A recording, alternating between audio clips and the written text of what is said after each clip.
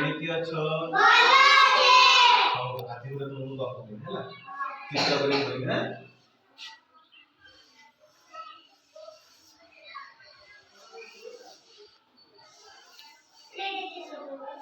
এটা হচ্ছে পাহাড়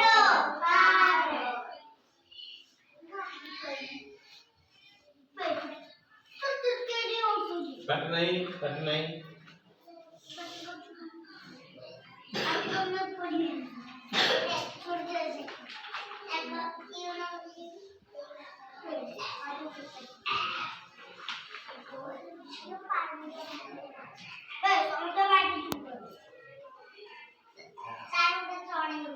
এই চড়াই বনাইছ না, এই চড়াই মানে এটা উড়িকে আসুন দেখো ହେଲା। এটা ଗୋଟେ ଜଙ୍ଗଲ, କଣ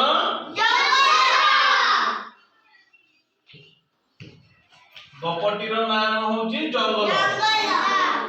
ଜଙ୍ଗଲ ଜଙ୍ଗଲର କଣ କଣ ଅଛି? ପାହାଡ଼, ଗଛ, ଝରଣା ହେଲା।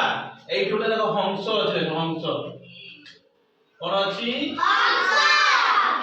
ହଂସ କଣ କରୁଛି କହିବ ହେଲା।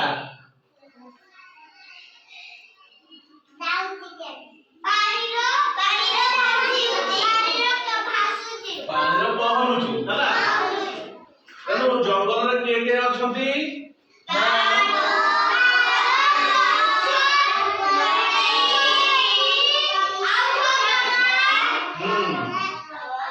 ଆଉ କଣ ଅଛି? ବାଘ, ଭାଲୁ, ହାତୀ। ଶୁଣ ପାଟି କରନି, ବେଶୀ ପାଟି କରନି ହେଲା, ଶୁଣିବା। ଚଢେଇଟି ଗଛରେ ବସା ତିଆରି କଲା। ଗୋଟେ ଚଢେଇଟା, ଏଇ ଚଢେଇଟା ଆସିକି ଏଇଠି ବସା ତିଆରି କରି ଦେଖ ହେଲା। ବସା ତିଆରି କରୁଛି ନା, ତିଆରି କଲା। ସେଇଠି ସେ ଶୁଣ, ସେଇଠି ସେ ଅଣ୍ଡା ଦେଲା ହେଲା। ଚଢେଇଟି ସେଇଠି ଅଣ୍ଡା ଦେଲା। ଗୋଟେ ମାଙ୍କଡ ଆସି ତା ବସା ଭାଙ୍ଗି ଦେଲା। ସେ ଯୋଉ ମାଙ୍କଡ ଥିଲା ସିଏ ଆସି ତା ବସାଟାକୁ ଭାଙ୍ଗିଦେଲା। ଚଢେଇ ରାଗି ଯାଇ ଭାଲୁ ରାଜାଙ୍କ ପାଖକୁ ଗଲା। ଚଢେଇ ରାଗି ଯାଇ କାହା ପାଖକୁ ଗଲା? ଭାଲୁ ରାଜାଙ୍କ ପାଖକୁ ଗଲା। କହିଲା, ମଣିମା, ମାଙ୍କଡ ମୋ ବସା ଭାଙ୍ଗି ଦେଇଛି। ଯେହେତୁ ଭାଲୁ ହଉଛି ରାଜା, ରାଜା ଭାବୁଛି ମଣିମା ମୋ ବସାଟି ଭାଲୁ ଭାଙ୍ଗି ଦେଇଛି ହେଲା।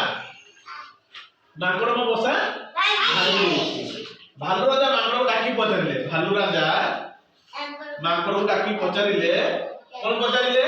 କିରେ ତୁ ବସା କାହିଁକି ଭାଙ୍ଗିଲୁ? କିରେ ତୁ ବସା କାହିଁକି ଭାଙ୍ଗିଲୁ ହେଲା। ମାଙ୍କଡ କହିଲା, ମଣିମା ମୋର ଭୁଲ ହୋଇଯାଇଛି। ମାଙ୍କଡ ମୋର କହିଲା, ମଣିମା ମୋର ଭୁଲ ହେଇଯାଇଛି ହେଲା। ଆପଣ ଆଗ ପଛ ଦେଖି ବିଚାର କରନ୍ତୁ। ଆଗ ପଛ ଦେଖି କିଏ କହିଲା? ମାଙ୍କଡ ଭାଲୁ ରାଜାକୁ କହିଲା ଯେ ଆପଣ ଆଗ ପଛ ଦେଖିକି ବିଚାର କରନ୍ତୁ ହେଲା। ଭାଲୁ ପଛକୁ ବୁଲି ଦେଖିଲା। ଭାଲୁ ରାଜା ସେ ପଛକୁ ବୁଲିକି ଦେଖିଲା, ପଣସଟିଏ ଥୁଆ ହେଇଛି। କଣ? ପଣସଟିଏ ପଛପଟର ଆଣିକି ଥୋଇଛି। କିଏ? ମାଙ୍କଡ ଲାଞ୍ଚ ଦେବା ପାଇଁ ଥୋଇଛି ଭାଲୁ ରାଜାର ପଛପଟେ ହେଲା। ପଣସ ଦେଖି ଭାଲୁ ମନରେ ଲୋଭ ହେଲା। ପଣସ ତ ଟେଷ୍ଟ ଲାଗେ, ମିଠା ଲାଗେ, ଠିକ ନା ବୋଲ? ପଣସ ଦେଖିକି ଭାଲୁ ମନ ଭିତରେ ଲୋଭ ହେଲା। ଭାଲୁ ଚଢେଇକୁ କହିଲା, ସବୁ ଦୋଷ ତୋର। ସବୁ ଦୋଷ ଭାଲୁ ଚଢେଇ କଣ କହିଲା? ସବୁ ଦୋଷ ତୋର ହେଲା। ଯେଉଁ ଗଛରେ ମାଙ୍କଡ ଚଢୁଛି ତୁ ସେଠାରେ ବସା ବାନ୍ଧୁଥିଲୁ କାହିଁକି? ସେ ଗଛରେ ତ ମାଙ୍କଡ ଯିବା ଆସିବା କରୁଛି, ଚଢୁଛି, ତୁ କାହିଁ ସେଠାରେ ବସା ବାନ୍ଧିଥିଲୁ ହେଲା। ଭାଲୁ ମାଙ୍କଡକୁ ଦଣ୍ଡ ନ ଦେଇ ଛାଡିଦେଲା। ଭାଲୁ ରାଜା ମାଙ୍କଡକୁ ଦଣ୍ଡ ନ ଦେଇ ଛାଡିଦେଲେ ହେଲା। ଛାଡିଦେଲେ। ଏହା ଦେଖି ଚଢେଇ ମନ ଦୁଃଖ କଲା। ଯାହାହେଲେ ବି ତ ଚଢେଇ ବସା ଭାଙ୍ଗିଛି। ଭାଲୁ ରାଜା ପାଖକୁ ଆସିଥିଲେ, ମାଙ୍କଡ ବିଷୟରେ ଗୁହାରି ଜଣେଇଲେ ଯେ ମାଙ୍କଡ ଏମିତି ମୋର ବସା ଭାଙ୍ଗି ଦେଇଛି।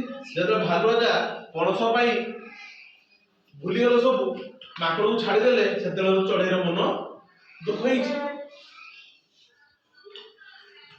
ସେ ତା ସାଥୀ ଚଢେଇ ମାନଙ୍କୁ ଏକଥା କହିଲା। ଚଢେଇ ତା ସାଙ୍ଗସାଥୀ ମାନଙ୍କୁ କହିଲା। ସବୁ ଚଢେଇ ଏକା ବେଳେକେ ସବୁ ଚଢେଇ ଆସିଗଲେ ଏକାଥରେ। ଆସିଯାଇ ଏକା ବେଳେକେ ଭାଲୁକୁ ମାରି ପଡେଇଲେ, ଭାଲୁକୁ ଫୁମ୍ପିଲେ ହେଲା। ଭାଲୁକୁ ମାରି ପଡେଇଲେ। ଭାଲୁ ଡରି ଯାଇ ବଣକୁ ପଳେଇଲା। ଭାଲୁ ଡରି ଯାଇ ବଣକୁ ପଳେଇଲା। ଆଚ୍ଛା, ବର୍ତ୍ତମାନ ଆମେ ଗପର କଣ କଣ ଶୁଣିଲେ? କଣ ଶୁଣିଲେ? କିଏ କିଏ ଥିଲା ଗପରେ? ମାଙ୍କଡ, ଭାଲୁ, ଚଢେଇ, ବସା, ଗଛ, ପାହାଡ, ଝରଣା, ସମସ୍ତେ ଏମିତି ଥିଲେ। ଠିକ ଅଛି।